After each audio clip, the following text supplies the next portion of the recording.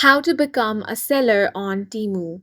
Hi guys, welcome to our channel. Let's begin. In this video, I will guide you on how you can become a seller on Temu.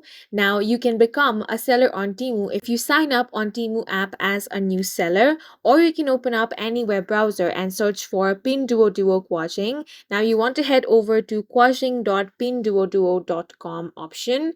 Now, on this page, you have to join Temu as a verified seller on Pinduoduo. Now, you first of all want to translate this page. For that, tap on these three dots. Now, tap on the translate option. Now, it has been translated into English. Now, here, if you already have an account, you can log in. If you do not, then you want to create a new account. For that, you want to tap on the register now option. Now, in order to register, you will have to enter your phone number over here. After you do that, you will have to set your password. Once you set your password, you will have to enter the 6-digit verification code that you receive after entering the phone number. Now, tap on the register option. After it has been registered, you will have to complete the merchant registration process.